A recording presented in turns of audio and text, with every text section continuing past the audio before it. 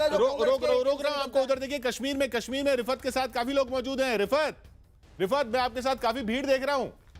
Baramulla seat पर जी आज बिल्कुल मतदान हो रहा है। हंदवाड़ा में रिफत मौजूद हैं। जी रिफत बोलें।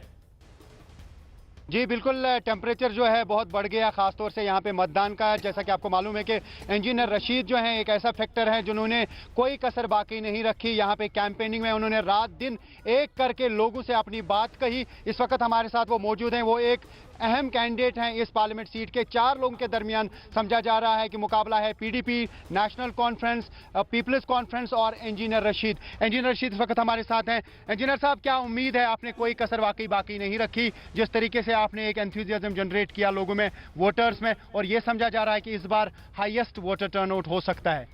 दुनिया उम्मीद पे कायम है। मेरे तक लोगों तक अपनी बात रखनी थी। मैंने कोई कसर नहीं छोड़ी, बावजूद इस बात के कि मेरे पास रिसोर्सेज नहीं थे, मैन पावर नहीं था। और सबसे लास्ट फार्म मैंने भरा। मैंने पहले पूरी कोशिश की कि एनसी, पीडीपी और पीसी किसी एक नुक्ते पे मुत्सिक होके कौम को कुछ दे दें, लेकिन उन्होंने मायूस कर दिया। और काश मेरे पास उनके 50वें हिस्से के बराबर भी रिसोर्सेज होते, मैन पावर होता। लेकिन मैं शुक्र गुजार हूँ अपने लोगों का, अपने यूथ का, जिन्होंने मुझे इतनी इज्जत दी कि रात के 2-2 बजे, 3-3 बजे भी मैंने रैलियां की। और मैंने उनको, अगर मैं ये कहूँ कि मतलब वो इंजीनियर साहब, इस बार ये समझा जा रहा है कि आपके लिए आर पार है, और जिस तरीके से आपने मेहनत की, अगर आप नहीं जीते तो आप जाहिर सी बात है नाउम्मीद हो सकते हैं। लेकिन क्या आपको उम्मीद है अपनी जीत की? नाउम्मीदी पहले कुफर है। दूसरी बात, मेरे लिए कोई आर पार नहीं। मैंने एमएलए बनने से आज तक मैं दावे से कहता हूं, एक दिन भी आराम का नहीं देखा। कभी इधर डरना, कभी उधर डरना, कभी इधर की मार, कभी उधर की मार। मेरे लिए जिंदगी जद्दोजहद का नाम है। मैं मरते दम तक अपनी बात पे रहूंगा। मेरे लिए कोई आर पार नहीं। मोस्ट कंट्रोवर्शियल एमएलए भी रहे हैं। मैं सबसे ज्यादा ये जानना चाहूंगा, इस बार समझा जा रहा है कि आपके आने से भी पार्लियामेंट सेगमेंट जो है, क्योंकि 15 असेंबली सेगमेंट्स पे मुश्तमिल है, 3 डिस्ट्रिक्ट्स पे फैला है ये पार्लियामेंट कॉन्स्टिट्यूंसी जो बारामूला की है, इस बार सबसे ज्यादा समझा जा रहा है वोटर टर्नआउट होगा। और अगर ये वोटर टर्नआउट जो है ज्यादा होगा तो क्या कुछ समझते हैं आप? क्या वाकई वोटर टर्नआउट ज्यादा होगा? सर मेरी बात सुनिए, बिलीव मी, मैं रिजल्ट के बारे में बिल्कुल परेशान नहीं हूं। मेरे हिसाब से इलेक्शन इन लोगों का है जो साल के 5 साल 364 दिन एनसी और पीडीपी और पीसी को गालियां देते हैं, और एक दिन के लिए उनके लिए वोट पीछे डालते आए हैं। आज इन लोगों को सिस्टम को बदलना होगा। अगर वाकई लोग चाहते हैं, एक नई लीडरशिप को उभरने का मौका देना चाहते हैं, तो इंजीनियर रशीद ने इनको प्लेटफॉर्म दिया, मेहनत दी, अपनी बात पहुंचाई।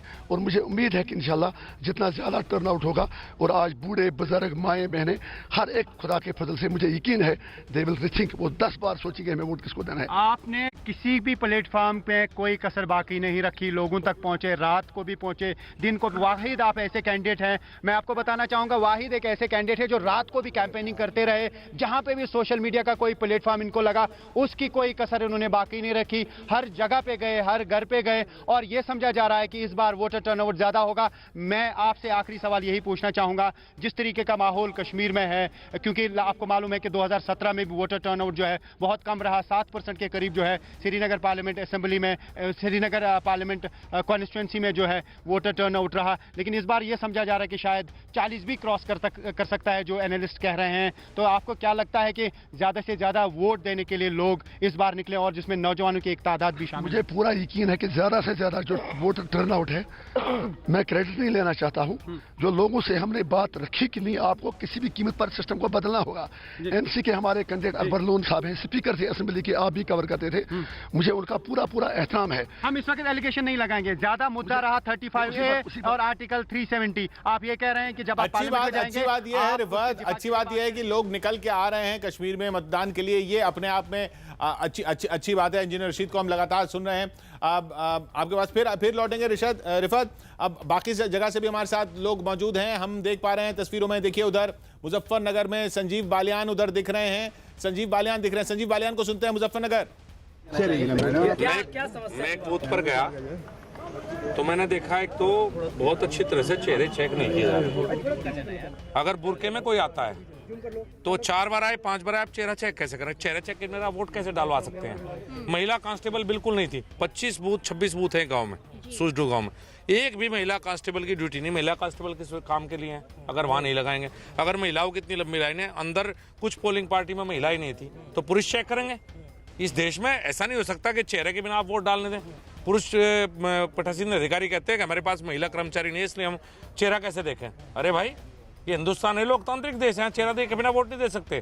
धार्मिक आधार पर किसी को अगर चेहरा दिखाने में आपत्ति तो मत वोट दीजिए, चेहरा देख के वोट डालनी चाहिए। एक महिला अंदर जाती है, सीधी बिना सिग्नेचर के वोट डाल रही है, वो बाद में वोट डालने के बाद अधिकारी कहता है कि बहन जी मुझे देख कर सिग्नेचर कर दीजिए बहन जी। अरे भाई, पहले सिग्नेचर होकर वोट डलती है। आपने देखा कितनी लंबी लाइन है, क्या हालात है। फर्जी वोटिंग मुझे स्पष्ट लगा, जब सिग्नेचर के बिना वोट कर दिया तो फर्जी है, चेहरा चेक नहीं रहा तो फर्जी है। आप कैसे रोक पाएंगे। जमात इस्लामा हिंद ने एक फतवा जारी किया है, ये लोकतंत्र पर खतरा है। लोग ये अगर धर्म के नाम पे वोट मांगते हैं, धार्मिक आधार पर हमें कहा जाता है, तो नासूर है इस देश के लिए। ऐसे इन पर तो प्रतिबंध लगाना चाहिए, संगठनों पर इन्हें तो बंद कर देना चाहिए। बिल्कुल बालन जी, आपके गांव के बूथ पे भी अभी एक पुलिस पार्टी आई थी, सारे एजेंट्स के मोबाइल फोन उन्होंने निकलवाए हैं और एक आध एजेंट को हटा भी दिया है कि ये लाल कार्ड है, ये नहीं रह सकते हैं यहाँ पे बूथ पे। देखिए, लाल कार्ड तो हो रह नहीं सकता है, आप भी जानते हैं। लाल कार्ड जो अगर होता है किसी के पास भी, लाल कार्ड का मतलब ये वो पोलिंग एजेंट नहीं रह सकता, लाल कार्ड वाला कोई भी। और मोबाइल फोन भी निकलवाए हैं सारे एजेंट्स के। जो कानून है वो होना चाहिए, मैं उसमें कई बाधा नहीं करता। कानूनन जो है वो होना चाहिए। अगर कानून ये कहता है कि एजेंट को मोबाइल फोन नहीं रखना चाहिए तो नहीं रखना चाहिए। मलन जी, जहां पर आप शिकायत करके आए हैं महिलाओं की, लगाते हुए कि कई महिलाएं जो हैं वो बिना चेकिंग के, बिना चेहरा दिखाए वहां पर वोट डाल रही हैं। बीजेपी उम्मीदवार हैं मुजफ्फरनगर से संजीव बालियान, वहां से मौजूदा सांसद भी हैं। उन्होंने इल्ज़ाम लगाया, जैसा भी आपने सुना, कि कई महिलाएं जो हैं वहां पर, महिला पुलिस नहीं है, महिला सुरक्षा कर्मी नहीं है, इसलिए महिलाओं के चेहरे नहीं दिख रहे हैं, इसलिए पता नहीं चल रहा है कि वोट कहाँ जा रहा है। उनका सीधा सीधा एक तरह से ये इल्ज़ाम था कि बुर्के में लोग आ रहे हैं और वो वोट डाल रहे हैं। इस तरह के इल्ज़ाम यहाँ पर अभी संजीव बालियान ने लगाए। कुछ इस पर कहना चाह रहे हैं अभय दुबे जी कांग्रेस से। अभय जी, देखिए, अभी तक प्रधानमंत्री जी खूब मस्जिद गए। राम जन्मभूमि न्यास ने ये खूब आरोप लगाया कि रामलला के दर्शन को नहीं आते प्रधानमंत्री। अभी तो नवीन कुमार जी क्लेम कर रहे थे कि मुस्लिम महिलाओं का वोट मिलेगा, महिलाओं के वोट मिलेंगे, मुस्लिम महिलाओं के। क्या हुआ? अभी फिर आ गए ध्रुवीकरण पर। अरे, कैराना ने बहुत बड़ा सबक सिखाया है आपको। कैराना के पलायन का मुद्दा उठाया था ना आपने। उत्तर प्रदेश के उपचुनाव ने पोल खोल दिए। और बालियान जी क्या आरोप लगा रहे थे कि लॉ एंड ऑर्डर की सिचुएशन। अरे, आपकी सरकार है साहब उत्तर प्रदेश में, कुछ तो शर्म करिए साहब। प्रधानमंत्री जी को समझाइए कि क्यों मस्जिद गए, क्यों पाकिस्तान पर सरकार चला रहे हैं। पाकिस्तान के ब्लड एंड वाटर के नॉट चोरी करके ले गए थे आपके जीजा साहब, बंद वो नहीं पैसा किया। कब वापस आएगा? एक मिनट रोक रहा हूं अभय जी, इस पर ये जो इल्जाम संजीव बालियान ने लगाया, इस पर अब्दुल हफीज गांधी साहब है हमारे साथ, समाजवादी पार्टी के, उनका भी मत ले लेते हैं। गांधी साहब, संजीव बालियान कह रहे हैं, अभी आपने सुना कि मतदाता जो आ रहे हैं, महिला मतदाता जो आ रही हैं, वो बुर्के में हैं, वो चेहरा नहीं दिखा रही हैं, तो कैसे पता चलेगा। उनका इल्जाम ये है कि ये फर्जी वोट डाले जा रहे हैं इस तरीके से। गांधी साहब, देखिए, किशोर जी, जो भी चुनाव आयोग के नियम कायदे हैं वो चुनाव आयोग को पूरा करना चाहिए। यदि संजीव बालियान जी को कोई शिकायत है तो रिटर्निंग ऑफिसर है, उनसे वो शिकायत करें। वहां पर भी पदाधिकारी होंगे, उनसे वो शिकायत करें। तो जो भी कायदे कानून है इलेक्शन कमीशन के, वो पूरी तरह से फॉलो होने चाहिए।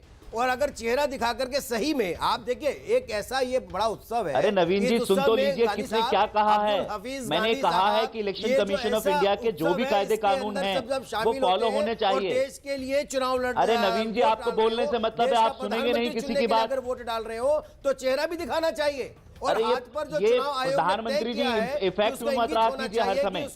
जो मैंने कहा है वो सुन लीजिए पहले। होना चाहिए हर वक्त जो है, हर वक्त किस बात की आपत्ति है? हर वक्त ये ध्रुवीकरण की राजनीति मत कीजिए। जो मैंने कहा है वो सुनिए पहले। तो आप कर रहे हैं, मैंने कहा है इलेक्शन कमीशन ऑफ इंडिया के जो भी कायदे कानून है वो फॉलो होने चाहिए। और यदि किसी कैंडिडेट को शिकायत है तो रिटर्निंग ऑफिसर से करे, जो वहां पर पदाधिकारी हैं उनसे शिकायत करे। आप सपा बसपा 35-35 सीटों से चुनाव लड़ करके देश में प्रधानमंत्री बनाने का दावा करते हो। तीसरी बात, आप कहते हो यहाँ पर बैठ करके कि बुरखे में कोई आएगा उसको चेक मत करिए। अरे, आप उत्तर प्रदेश से जा रहे हो नवीन जी, आप उत्तर प्रदेश से जा रहे हो, पहले भी आपको हराया है। हम जा रहे हैं आपकी देश को चीफ मिनिस्टर की लोकतंत्र में सीट दोबारा हराई है सरकार बनाने 25 की साल तरफ। पहले। आप जा रहे हैं 25 वहां साल से पर जिस जब सीट पर 35 से गोरखपुर फिर में से कब्जा बढ़ने वाले था, हो। नहीं, एक- आप एक- हारे एक हो। मिनट, नवीन जी, डबल नवीन जी, इंजन सरकार नवीन जी, डिलीवरी नहीं इधर दे की पाई बात है करते ग्राउंड हैं। लेवल पर। नवीन जी, और जो समस्याएं आपने पैदा की है ना आवारा पशुओं के रूप में, और किसान को नहीं, आपने आपके वाकई बारे में बात नहीं करे आवारा। अरे भाई साहब, मैं आप देखिए, अब मैं आपको आवारा पशु तो कह नहीं सकता, ऐसे बातें किसान मत को करिए चौकीदार आप। बना मैं दिया एक है, बात जो रात कहना में अपने चाहता हूं, खेतों मुझे की ये सुरक्षा बताइएगा कर रहा है, अब्दुल हफीज साहब, दिन में अपने कि आप खेतों की इस सुरक्षा देश कर के रहा अंदर है। किसको वही चुनने के लिए किसान आज सरकार वोट बना डाल रहे रहा है हो? पश्चिमी देश उत्तर का प्रदेश में। प्रधानमंत्री चुनने के लिए बना रहे हो ना, अगर देश की अरे सीमाएं आज सुरक्षित करने आवारा के लिए बना पशुओं रहे की हो, जो देश समस्या के आपने विकास के लिए बना रहे पैदा हो, तो की चेहरा है, दिखाने में क्या आज आपत्ति किसान है? उसका एक जवाब मिनट, देने एक जा रहा है मिनट। आपको। गांधी साहब, आपने एक मिनट, किसान मैं को रोक रहा हूं। वाकई गांधी साहब, चौकीदार बना दिया। आपको रोक रहा हूं और जो मैं। चौकीदार नवीन जी, आप आपको भी रोक रहा हूं कहते हैं, आप मैं। नवीन जी, मेरा सवाल आपसे ये, एक मिनट गांधी साहब, मेरा सवाल नवीन जी आपसे ये कि अगर चेहरा नहीं दिखाया जा रहा तो ये तो इलेक्शन कमीशन को देखना है ना। इसमें अगर चेहरा नहीं दिखाया जा रहा, जो इल्जाम संजीव बालियान लगा रहे हैं, वो तो इलेक्शन कमीशन को देखना है, वो चुनाव अधिकारियों को देखना है।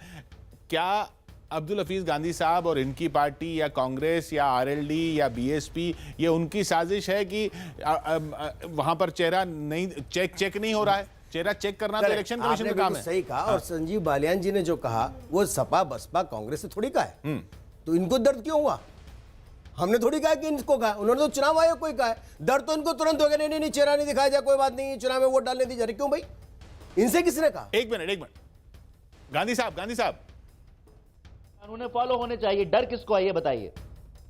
बगैरबाज की आप बात बनाते हैं, आप सुनते नहीं है, पहले सुनने की आदत है नहीं आपको। हम तो कह रहे हैं कि इलेक्शन कमीशन ऑफ इंडिया के जो भी कायदे कानून होने चाहिए। हाँ, बिल्कुल। यदि किसी तो यही कैंडिडेट तो को कहा, शिकायत है इसलिए तो वो भी यही कह रहे हैं, आप भी यही कह रहे हैं, तो झगड़ा किस बात का है? के पास झगड़ा जाए। तो किशोर आप भाई क्यों है ही बातें बना रहे हैं नहीं। यहाँ पर खड़े झगड़ा होकर? किस बात का नहीं है, झगड़ा इस बात का है कि कांग्रेस ने, सपा ने, बसपा ने भाई, मुस्लिम आप- समाज को आप- एक सेकंड, आप ये कह रहे हैं, आप ये कह रहे हैं चेहरा दिखाना नहीं, नहीं, चाहिए, नहीं, वो भी तो यही कह रहे हैं, वो भी तो यही कह रहे हैं। मेरे 10 सेकंड दीजिए। हाँ। मेरा कहना यह है, सपा बसपा कांग्रेस ने मुस्लिम समाज को अपना वोट बैंक क्या बपूती समझ लिए, क्योंकि इनके खरीदे हुए गुलाम है, ये जहां चाहेंगे वैसे हाकेंगे, जैसा करेंगे वैसे ही। इसीलिए सभा में भी खड़े होकर कहते अरे हैं सारे नवीन मुस्लिम जी, एक साथ हर हो जाएंगे, unite हो हर जाएंगे। मतदाता अब क्या कर रहे हैं? independent यहाँ पर ये है, कि अगर हम वोट उन्होंने देने ये के कहा लिए। कि चेहरा दिखना चाहिए चुनाव हर आयोग के जो मतदाता पीठासीन independent अधिकारी है। अच्छा, हैं, इनसे उनके लिए कहा है। तो इसमें आपत्ति किस बात की है? ये भी कह दें इस बात को। मैं क्लियर जवाब ले लेता हूं। गांधी साहब, कोई आपत्ति है कि अगर चेहरा दिखाना पड़े तो? कोई आपत्ति है आपको? देखिए, हमें कोई आपत्ति नहीं है। मैं बार बार कह रहा हूं, इलेक्शन कमीशन ऑफ इंडिया के जो भी कायदे कानून है फॉलो होने चाहिए। यदि कैंडिडेट को कोई आपत्ति है तो रिटर्निंग ऑफिसर हैं, बूथ पर पदाधिकारी हैं, उनसे शिकायत करनी चाहिए। लेकिन नवीन जी की पार्टी ना तो सुनना चाहती है ना नवीन जी सुनना चाहते हैं। यहाँ पर किसने क्या कहा है ये सुनना नहीं चाहते हैं। ये सिर्फ क्या करना चाहते हैं, ध्रुवीकरण की राजनीति करना चाहते हैं। हर एक मतदाता इंडिपेंडेंट है, वो जहां वोट देना चाहे वो दे सकता है। नवीन जी को क्यों आपत्ति हो रही है? नवीन जी, गन्ना किसानों की समस्या का समाधान कीजिए, आवारा पशुओं की समस्या का समाधान कीजिए, लोगों को रोजगार दिलाइए। डबल इंजन की सरकार है आपकी। अरे साहब, आपने क्या रोजगार चेहरा दिखाना चाहिए कि नहीं दिखाना चाहिए? घोषणा पत्र में नहीं है, जीडीपी कैसे बढ़ाओगे? आपके घोषणा पत्र में देखिए, अच्छा, जीडीपी में नहीं, देखिए, दो चीज साफ दिखाई देती है। रोजगार सृजन कैसे करोगे? क्या बातें करते हो आप? लोगों के अंदर नेगेटिव नैरेटिव पैदा करते हैं आप। एक मिनट जी, अभय जी किशोर जी, देखिए किशोर जी, दिक्कत ये है, योजना के बारे में पूछ रहे हैं अगर आप संजीव बालियान जी की फेस रीडिंग करेंगे तो अब ये बहुत फेस रीडिंग अधिक करते निराश हैं, उनकी दिखाई कहीं दे बात रहे सुनते नहीं, हैं। फेस रीडिंग वो करते हैं। अंदर जाने का अधिकार भी नहीं रखते। अरे थोड़ा सी निकृष्टता कम कीजिए। नवीन जी स्टूडियो में है तो इंक्रोच मत कीजिए। अरे साहब, ना तो उनको इंक्रोच अंदर जाने का अधिकार है, ना उन्होंने देखा है। आप आरोप वो लगाइए, घर से सिर्फ बाहर निकलिए। आपको सामंतवादी नेताओं को किशोर जी सुबह ये सुबह शो घर से को बाहर याद निकलना रखिएगा। चाहिए। घर के बेडरूम में 23 बैठ तारीख करके को दिखाइएगा टीवी चैनलों पर नवीन बोल कुमार करके को अपने बुलाकर। आप ये मत त्याग नहीं करना 8 चाहिए। सीटें भी नहीं आ कोशिश रही। करिए, बाहर आइए, अरे सड़क पे आइए, चलिए, बात करिए। सत्यपाल सिंह जी को सुनते हैं। बागपत से बीजेपी उम्मीदवार सत्यपाल सिंह ने न्यूज 18 की मुहिम बटन दबाओ देश बनाओ को बेहतरीन पहल बताया। जी, हम लगा